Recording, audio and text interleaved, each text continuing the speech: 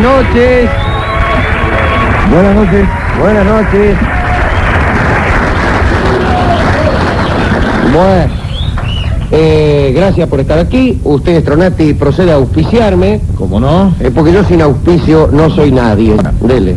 Auspician este programa Café Cabrales, significa buen café. Café Cabrales. Existe un futuro mejor, solo hay que saber elegirlo. San José, AFJP, su opción. Medicorp Argentina, en medicina privada todo mejor, nada parecido. Medicorp Argentina, 815-1277. Sea de Medicorp, Dolina. Bueno, gracias. Esto se llama Completando Charlas. Ayer hablábamos de las edades de algunos patriarcas. Hablamos de la edad de Matusalén. Yo tengo una lista aquí de... 970 eran los años Sí. de Matusalén, si mal no recuerdo. Adán vivió 930 años. Set, 912.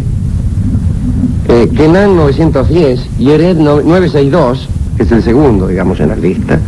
Enoc vivió 365 años, pero habrá de decirse que Enoc en realidad no murió, sino que fue arrebatado y llevado al cielo, de donde habrá de volver, según dicen, a que el día en que el Cristo mismo luche contra la bestia del Apocalipsis. Digo yo que trabajo de esto. Lamec vivió 777 años, Noé 950. Y Noé, hablando de Noé, justamente Matusalén se murió una semana antes de empezar el diluvio. Murió Matusalén y a la semana se vino el diluvio. Mirá vos qué semana, ¿no? Sí. Pintaba para tormenta, dijo Sí. al morir. Sí. A lo grande es, me acordaba yo ayer hablando de estos tiempos, de lo que tardó Noé en construir el arca. Digo yo morfándome una S. 52 años tardó. Y dicen que iba menos para ver si Dios desistía de esa idea. Es todo un tema saber si a Dios le cabe el arrepentimiento. Pero eso son discusiones bizantinas de los teólogos. Sigo. Sem, el hijo de Noé, 600 años. Selach, 133. Y Teraj, pobre, 205.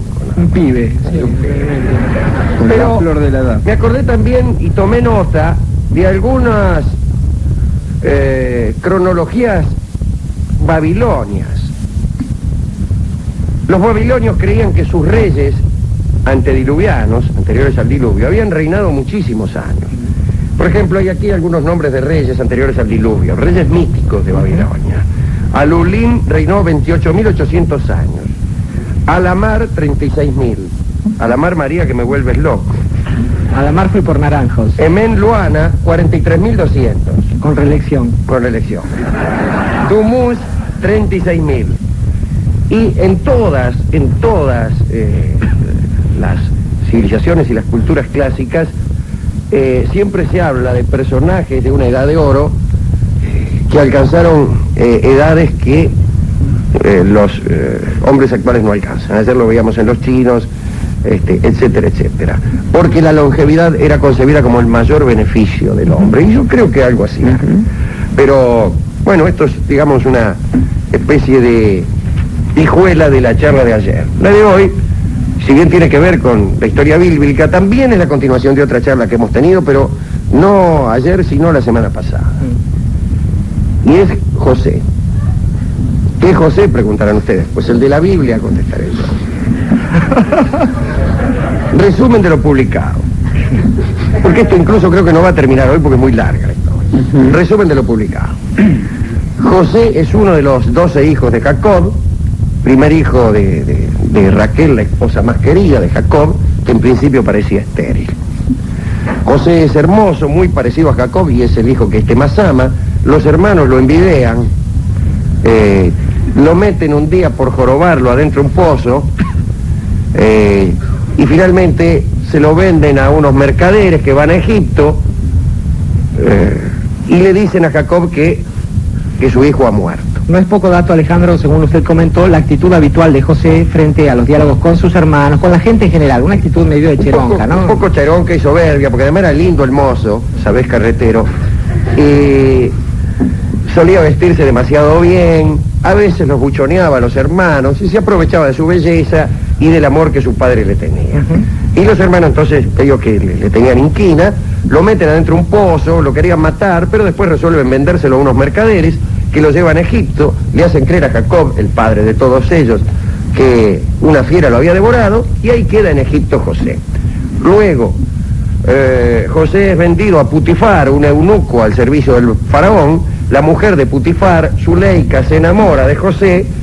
José no le hace mucho caso. La mujer Zuleika, despechada, lo acusa de haberla querido violar y lo meten en cana a José. Entonces lo tenemos hoy, al comenzar esta charla, a José en cana. Capítulo 2. Señores, estando en cana, Dios velaba por José. Y entonces lo hace grato a los ojos del jefe de la cárcel, del tipo que cortaba allí el bacalao. Y así, por ejemplo, se le encomendaban tareas de una cierta responsabilidad en la cárcel. Por ejemplo, le ponían a su cargo algunos hombres que caían ahí. Caen en cana el copero, el jefe de los coperos. El copero quiere decir el que le sirve bebidas al faraón, no quiere decir un tipo que trabaja en un cabaret haciéndose pagar de frío. Claro. El copero y el repostero del faraón fueron encerrados y quedaron bajo la vigilancia de José. Ahora, ¿de qué se los acusó? ¿Por qué estaban en cana? No se sabe, pero hay algunos tiros en la noche. Algunos dicen que en la copa real se encontró una mosca y que por eso fue el jefe de los coperos en cana. Me parece razonable. Y con respecto al repostero, parece que encontraron trozos de alumbre en el marroco del faraón, en cana el repostero. Pero tanto el copero como el repostero tuvieron una noche unos sueños que los inquietaron tanto, que anduvieron al otro día desesperados, contritos y muy alterados. Allí entonces José les preguntó, dice, ¿qué les pasa, che, que están ahí? Dice, bueno, dice, hemos tenido sueños. Y no sabemos qué significan. Bueno, dice, es de Dios la interpretación de los sueños, pero contádmelos si queréis. Entonces le cuentan el copero y el repostero sus sueños, que fueron estos. Copero: yo soñé que tenía ante mí una vid con 3 sarmientos que echaban brotes y florecían o fructificaban, y también tenía en mis manos la copa del faraón, y pues que tomando los racimos los exprimía en la copa y luego pues ponía la copa en manos del faraón. Luego José le dice, mirá, dice, los 3 sarmientos son 3 días. Dentro de 3 días el faraón exaltará tu cabeza y te restablecerá en tu cargo y pondrás la copa del faraón en sus manos como lo hacías antes, ¿no? Cuando eso suceda, que vuelvas al servicio del faraón, a ver si te acordás de mí, que estoy acá en cana, dice, que habla bien de mí, me conseguí alguna cosa. Está bien, le dice el copero, haré eso. El jefe de los reposteros, el repostero, ya tranquilizado, digamos, por el sueño que había tenido el copero, o por la interpretación que de ese sueño había hecho José, o había hecho Dios por boca de José, dice, mirá, dice, yo soñé esto. Yo llevaba sobre mi cabeza 3 canastos de Marroco, canastos de panadero. En el de arriba había pastas de esas que suelen alegrar la mesa del faraón, facturas. Y las aves se las morfaban. Venían las aves y se las comían. Bueno, dice José, los 3 canastillos son obviamente 3 días. Y dentro de 3 días te quitará el faraón tu cabeza y te colgará de un árbol y comerán las aves tus carnes como comían factura del cestillo de arriba. Algunos textos midrásicos de la Edad Media, por ejemplo el Midrash Agadol, identifican a estas aves con el Mesías, que sacarán de de la cabeza del pueblo de Israel a los reyes que los atormentaban de otros pueblos. Pero bueno, estas son otras interpretaciones. Muy bien, José interpreta los dos sueños. Al tercer día, justo era el cumpleaños del faraón. Muy bien, dice, día de una fiesta, dice el faraón, ya que es mi cumpleaños. Cosa rara, se habla de cumpleaños aquí, no con esa palabra. Era el aniversario, era el día exacto en que había nacido el faraón. Digo porque esta costumbre de celebrar uno el cumpleaños no era, no era tan frecuente en la antigüedad clásica. El faraón da un banquete a sus servidores.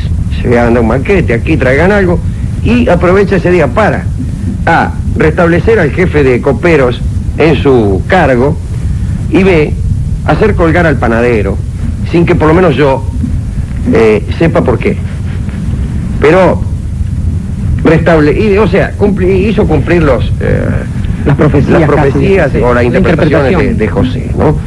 El copero vuelve a su lugar y al repostero lo cuelga. Pero sucedió que el jefe de coperos, aún restablecido en su cargo, olvidó su promesa. Y José siguió en Cana, pero mucho tiempo más. Dicen también que cuando estaba en Cana, cayó a visitarlo la mujer de Putifar, aquella que había tratado de seducirlo, Zuleika, y le dijo, ¿por qué sigues en Cana? Sé mi amante y yo te sacaré de la cárcel.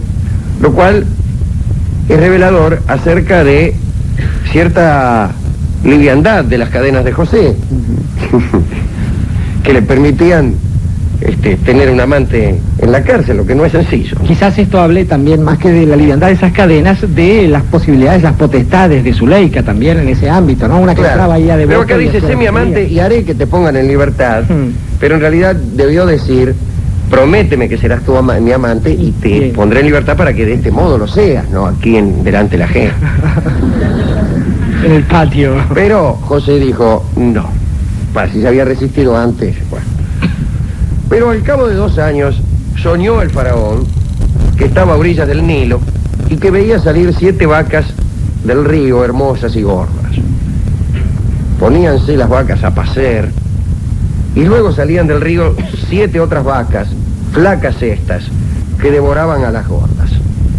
El faraón despertó, se volvió a dormir y soñó entonces con 7 espigas que salían de una sola caña de trigo, grandes y hermosas. Y luego brotaban 7 espigas, pero estas flacas y quemadas, y devoraban a las hermosas y granadas. Entonces el faraón llamó a sus adivinos para que le interpretasen aquel sueño, o aquellos 2 sueños, y nadie daba pie con bola. Uno decía, vas a tener 7 hijas, el otro decía, jugar el 77, dice, pero ¿estos qué son? ¿Adivinos de qué son estos? Ustedes parecen los adivinos que voy a ver yo, que no embocan una ni... Bueno. Y entonces aparece el jefe de coperos, Merod se llamaba el jefe de los coperos. Y yo...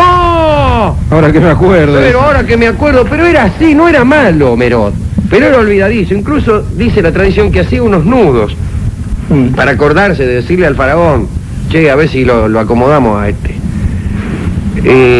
pero se olvidaba. Según parece, era Dios que lo hacía olvidarse para que solo lo recordara en el momento oportuno, que era este. Es decir, al tener el faraón este sueño. Y le dice, mire, dice, yo conocí a un chabón en la cárcel que interpretaba los sueños de esta y aquella manera, y a mí me acertó todo. Y ahí está el finado que no me deja mentir también, dice. Sí.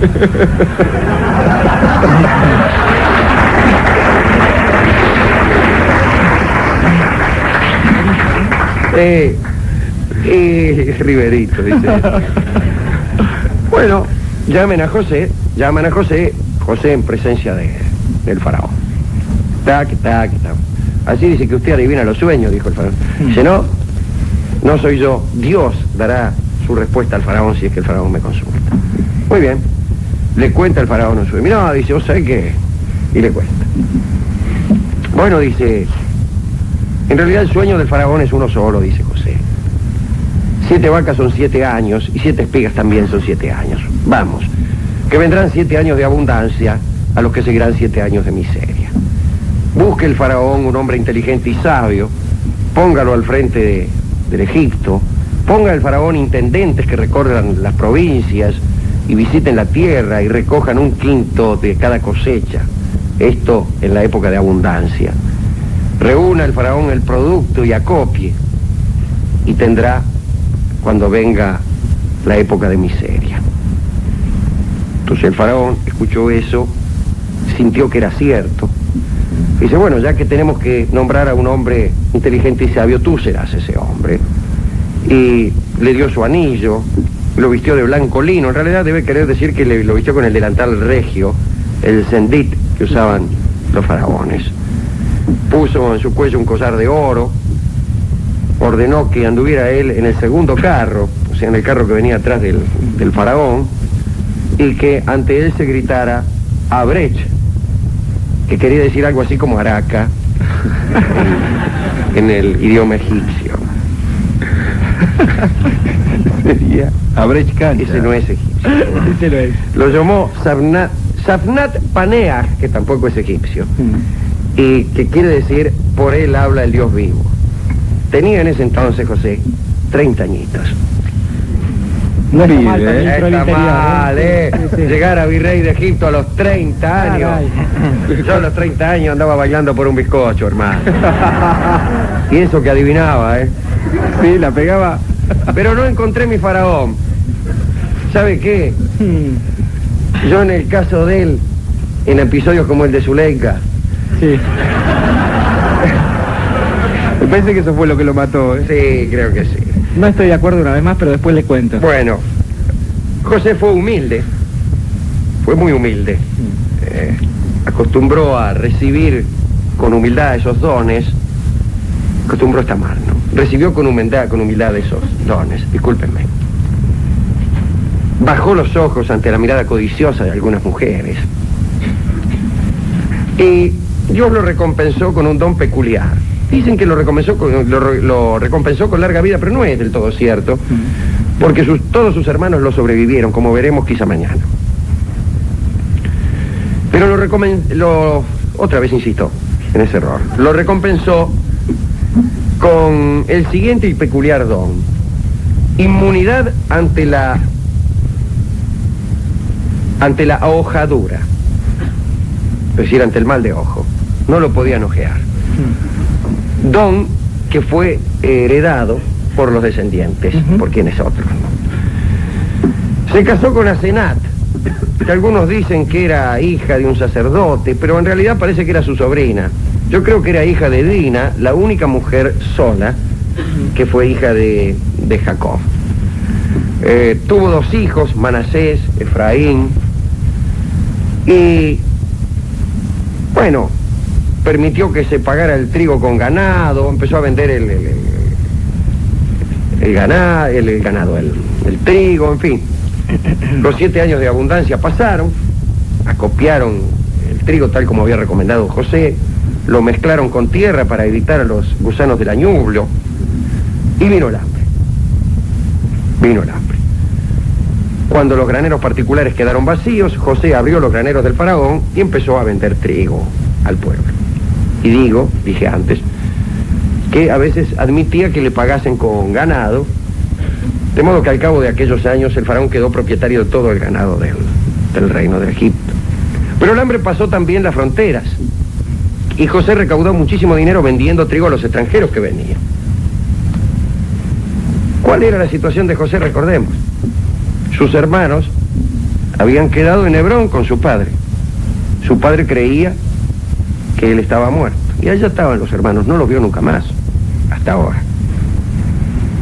Y sabiendo que el hambre había traspasado las fronteras, dice, bueno, voy a dictar aquí una ley.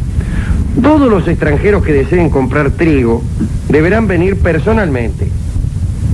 Y si se llega a descubrir que compran para revender, serán condenados a muerte. Quien necesitase el trigo tenía que ir a Egipto, no podía comprarlo en otra parte. Y además, tendrán que firmar con su nombre, con el nombre de su padre y el de su abuelo, un recibo de compra. Y ordenó también que se le presentara a diario una lista de los compradores que hubieran acudido. ¿Y por qué hacía esto? Porque sabía que los hermanos iban a venir. Y entonces revisaba cada día la lista, a ver si había alguno que pusiera, por ejemplo, Rubén, hijo de Jacob, hijo de Isaac, y acaso, hijo de Abraham, y acaso, hijo de Terach. Bueno.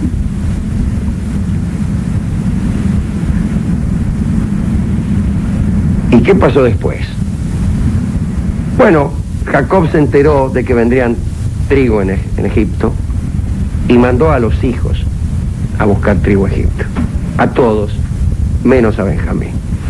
Y aquí los tenemos entonces a los hermanos que lo habían vendido. José yendo a Egipto y a José esperándolos. Aquí voy a cortar yo la historia hoy. No, por supuesto, es muy larguísima, no terminaríamos nunca.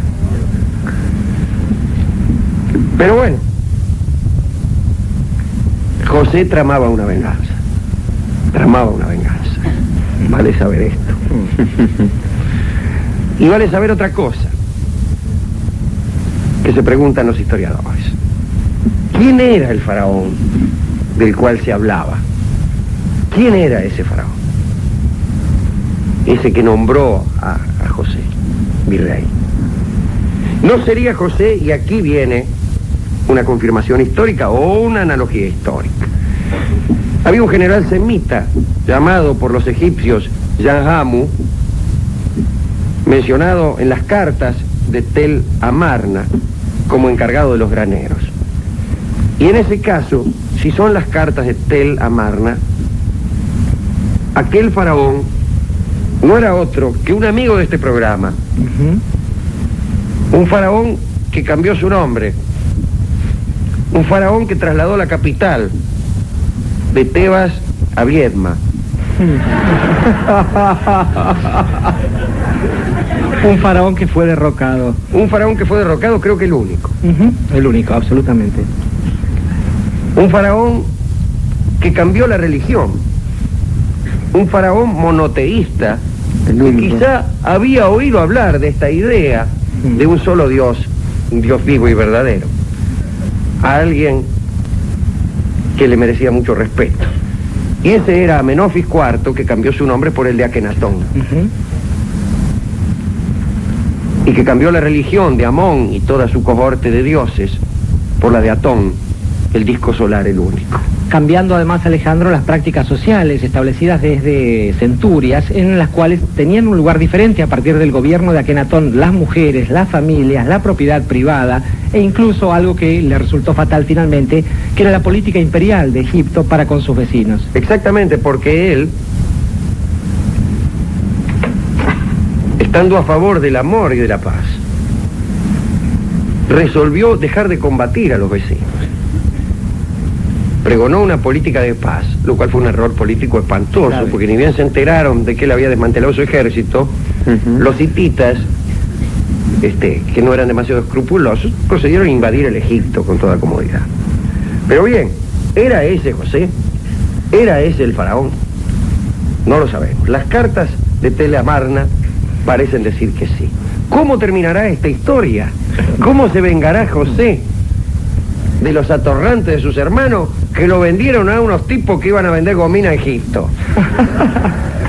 Digo gomina para que él no escuchó aquel programa, porque uno de los productos que vendían los hermanos Brancato, ¿no? Sí, aquellos mercaderes, era la goma tragacanto, que se utilizó mucho después para la confección de gomina y que cimentó la gloria de Carlos Gardel, por ejemplo. De donde viene a saberse que sin aquellos mercaderes que llevaban y traían tragacanto, el tango se hubiera quedado sin su mejor cantor.